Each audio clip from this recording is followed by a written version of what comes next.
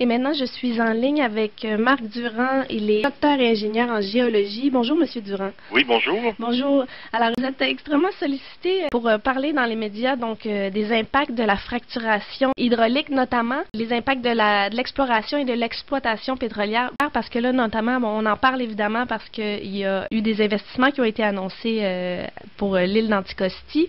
D'abord, j'aimerais qu'on définisse certains termes. Quel type de pétrole trouve-t-on à Anticosti? À Anticosti, on a cherché du pétrole conventionnel qui serait dans un gisement concentré. On n'en a pas trouvé.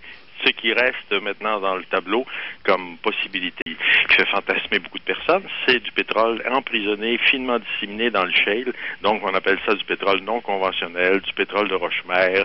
Certains utilisent le terme pétrole de schiste. J'aime pas trop le terme. Géologiquement parlant, c'est un shale. Mais bon, peu importe le terme, là, je pense que les gens sont familiers avec l'expression gaz de schiste. Dans le cas du pétrole, c'est exactement la même unité géologique d'ailleurs, sauf qu'à Anticosti, les hydrocarbures sont également sous forme liquide, pas uniquement sous forme gazeuse. Mais il y a les deux, faut pas oublier ça. C'est ça, parce que quand on cherche donc du pétrole de shale, il y a automatiquement du gaz qui s'y trouve. Voilà. Malgré que les promoteurs en parlent pas, dans le contexte d'Anticosti, ça va poser un méga problème.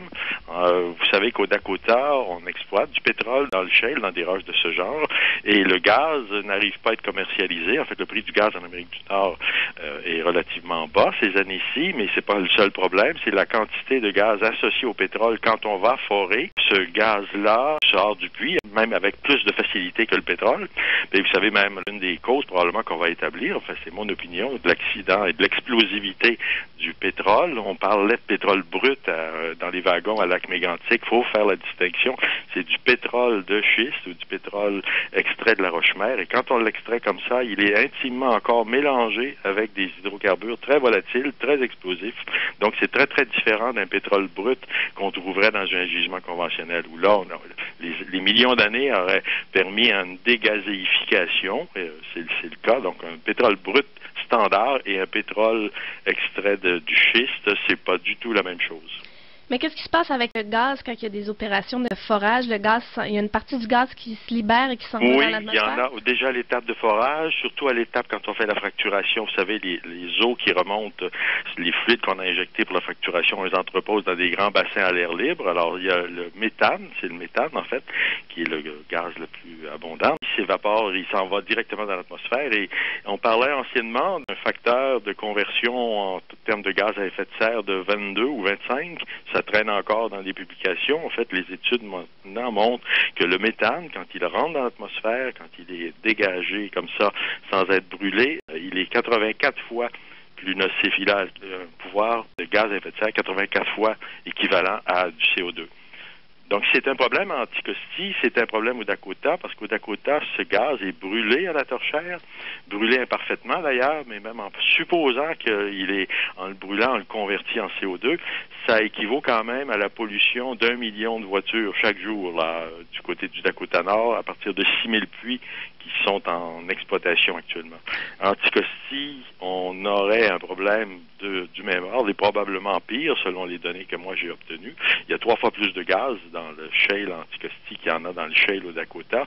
Et au Dakota, il y a quand même les 2/3 de ce gaz qui réussissent à rentrer dans des gazoducs parce qu'on est quand même dans le nœud entre l'Alberta, la Saskatchewan, le Dakota. Vous voyez, c'est vraiment le centre du continent. Il y a beaucoup d'oléoducs et de gazoducs qui passent par là. Malgré tout, on sait que tant pour le pétrole que pour le gaz, la capacité de transport, ils fournissent pas, ils en produisent trop. L'huile, on l'envoie par train, mais le gaz, on le brûle tout simplement sur place à la torchère. Il est gaspillé complètement. C'est ce qui arriverait à Anticosti. Et ça implique également d'installer des centaines de puits sur un peu partout plus sur que des centaines, des milliers. Oui, tout dépend de l'ampleur. Si on prend les chiffres qui circulent, le gouvernement parle de redevances, là, j'ai pas encore compris comment ils font leurs calculs, mais ce qui est certain, ce qui a été vraiment assez bien établi par des évaluations de firmes spécialisées, c'est que dans les permis de pétrolière, il y a environ 32 milliards de barils, et du côté sud de l'île, il y a un autre 12 ou 14 milliards de barils. Donc, on arrive à un chiffre de 46 milliards de barils puits en place à Anticosti pour la totalité des permis de l'île. C'est pas tout à fait l'île fait 7800 km² en gros, puis il y a environ 6200, donc 85%, ça constitue le gisement pour lequel des permis ont été accordés. Donc, en arrondissant là, à 40 milliards de barils, c'est le pétrole en place, puis ce chiffre-là, je pense qu'il a été beaucoup galvaudé dans les médias. Ce qui est l'autre élément important, donc en plus du gaz, de savoir qu'il y aura du gaz qui va se dégager de ça si on vient forer, c'est qu'il y aura probablement, avec les puits qu'on réussirait à faire, en exploitant la totalité de tous les permis, ça prend 2 puits par kilomètre carré. Alors, si on a 6200 km², on arrive vite à un petit calcul, ça prend un ordre de grandeur, environ 12 000 puits, ou équivalent, si vous voulez. Chaque puits coûte 10 millions actuellement. Aux États-Unis, ça coûterait minimalement au moins ça, peut-être 12-15 millions au Québec. On est loin, Anticosti, mais retenons le chiffre de 10 millions. 12 000 puits à 10 millions, ça fait 120 milliards de dollars. Et il faut savoir, est-ce qu'il y a au moins pour 120 milliards de pétrole qu'on pourrait sortir par tous ces puits? Ben non.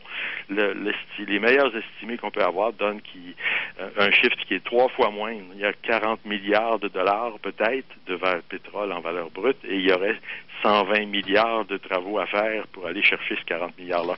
C'est la raison pour laquelle personne des grands majors n'a voulu investir.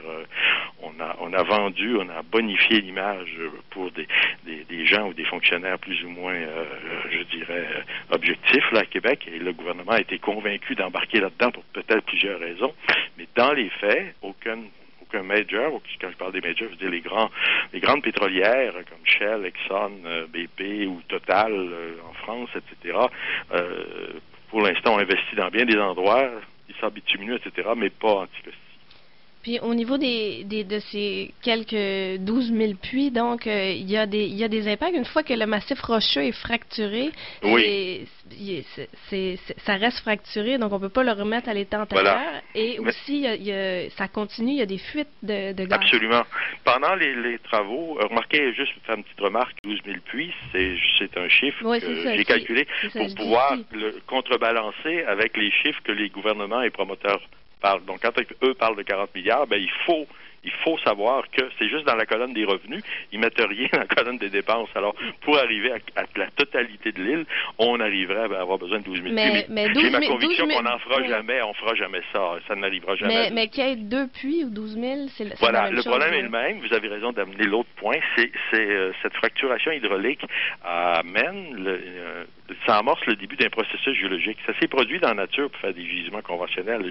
Je parlais du pétrole brut qui, pendant des millions d'années, a eu le temps de se déplacer vers des poches où là, tout est perméable. Et là, quand on a un puits conventionnel, on fait juste un forage, puis on extrait le pétrole, il est déjà dans une zone perméable. En fracturation hydraulique, on casse la roche nouvellement, puis le pétrole et le gaz vont commencer à migrer, mais ça n'est que pendant les premières années que c'est rentable, ça. Sauf que ça va se continuer pendant des dizaines et des dizaines de milliers d'années.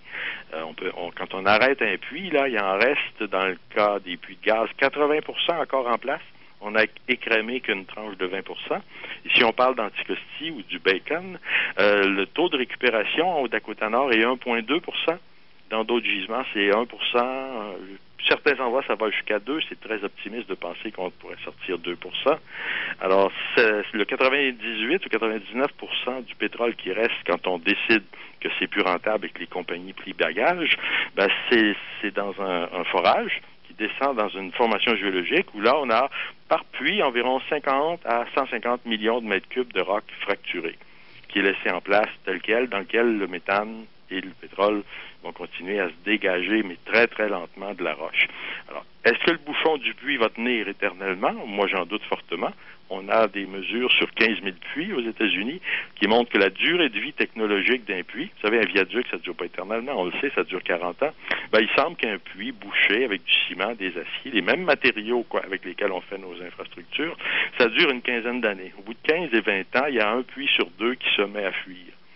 Alors, dans le cas des puits abandonnés avec autant de quantité de gaz et autant de quantité de pétrole, même si les exploitants, eux, sont partis, ils ont eu leur rentabilité, c'est légué à l'État, ça. Et c'est légué à l'État et ça va coûter combien gérer ces puits-là? Il n'y aura jamais assez de redevances collectées pour pouvoir payer les coûts de gestion des puits abandonnés. Et ça, c'est un gros problème légué aux... Même pas à la génération future, 15 ans, c'est pas si loin. Mais qu'est-ce que vous souhaitez qu'on procède à des études par-dessus études? Comment... Non, moi je pense qu'Anticosti, il y a 20 forages, il y a eu de l'exploration qui a débuté dans les années 70. On a une connaissance acceptable de la forme, de l'épaisseur, de la localisation de cette couche de shale. On sait à peu près quelle quantité de matière organique est présente en place, qu'est-ce que ça pourrait donner théoriquement comme pétrole. Alors, indépendamment de toute considération environnementale, c'est le cas de beaucoup, comme je vous parlais, des grandes compagnies qui n'ont pas voulu s'associer et qui ont laissé tomber Anticosti. Il y a suffisamment de données pour dire que ça ne vaut pas la peine de pousser l'exploration, parce que l'exploration par géophysique, ça crée pas trop de dommages, ça en crée quand même. L'exploration par forage, je suis allé sur place, j'ai vu que ça fait quand même des dégâts sur 3 ou 4 hectares carrés, puis ça n'a pas été remis en place. Puis on a déversé directement dans les petites zones forestières des résidus huileux des produits qu'ils avaient utilisés. Donc, ils n'ont pas pris beaucoup de précautions. L'Anticosti, c'est loin des populations, c'est loin des observateurs. Ils ont fait vraiment un travail qu'on pourrait appeler de saloperie, là, y compris les derniers forages qui ont été faits en 2012 du côté de Pétrolière. Donc, c'est pas très, très joli à voir, même quand c'est des campagnes d'exploration. Si on parlait de l'étape où on arriverait à faire un puits de fracturation, il faut savoir que même si on l'appelle étape un puits fait pour aller explorer. Quand on fait de la fracturation, même quand on fait un puits conventionnel, il peut toujours être fracturé. Donc, il n'y a pas de différence entre un puits d'exploitation et un puits de l'étape d'exploration. C'est la même technique, c'est la même chose, c'est la même roche dans laquelle on va forer et dans lequel on va aller fracturer à l'été 2015. Et ça laisse les dégâts en place, encore pire si on abandonne le tout sans même exploiter. Donc, c'est irréversible ces dégâts-là et je suis absolument contre, moi, que le gouvernement s'associe à des promoteurs qui ont tout autre intérêt. Bien sûr, l'intérêt des compagnies juniors, c'est de mousser la valeur de leurs actifs. Leurs actifs sont des permis. Ce n'est ni Petrolia ni Junex qui auraient 120 milliards de dollars pour entreprendre une campagne d'exploitation de toute façon. Donc, ils s'associeraient certainement à quelque chose de gros, mais pour l'instant, le gisement montre que même sur cette base, sans même parler, moi je parle jamais des chevreuils ou des saumons, là, je suis ingénieur, et si cette base-là, strictement technique, une décision logique en termes d'ingénierie, en termes de géologie, c'est de laisser Anticosti tel quel, il n'y a pas de possibilité d'aller exploiter ce gisement-là. Il y a un troisième problème, c'est peut-être très technique, c'est la question de la profondeur du gisement. Si on fait de la fracturation hydraulique Anticosti, on va dans un contexte pas mal différent que celui qu'on a au Dakota. Au Dakota, on a 3000 mètres avant d'arriver au gisement. Anticosti, à certains endroits, il y a 400 mètres avant d'arriver au gisement. Alors, si on fracture à 3000 mètres de profondeur, on peut dans certains cas, créer des impacts jusqu'en surface par des failles, des circulations. Mais si on est à peine à 400 mètres de profondeur, normalement, l'industrie n'irait pas forer là, d'après ses propres normes. Bon. Le danger, c'est que le gouvernement a déjà dans ses cartons des propositions pour abaisser cette norme à 400 mètres. Si vous voulez, il est devenant partenaire de l'industrie. C'est encore plus dangereux. Si vous voulez, c'est lui qui fait les règles, c'est lui qui fait les lois et c'est lui en même temps qui veut les minimiser pour maximiser des retombées éventuelles. Alors ça, c'est vraiment malsain. Je suis absolument contre cette association que l'industrie fait avec deux promoteurs qui n'ont pas pu trouver sur le marché libre du financement autrement que des subventions de l'État. Mais merci beaucoup, M. Durand, pour ces explications. Vous avez vous-même des détracteurs au sein de l'industrie pétrolière. En espérant je pense que mes paroles font plaisir à tout le monde, mais je ne milite pas contre personne. Je crois que ces gens-là ont le droit de faire leur promotion, sauf que un point de vue différent doit être émis et je regrette beaucoup que tout ça soit lancé sans qu'il y ait un BAP. On avait promis de faire, si vous voulez, une commission d'enquête pour regarder les différents points de vue. Le gouvernement part avec un seul point de vue, celui de l'industrie, et ça va mener à un cul-de-sac. Merci encore une fois, M. Durand. Il n'y a pas de quoi. Merci, au revoir. C'était Marc Durand, docteur et ingénieur en géologie.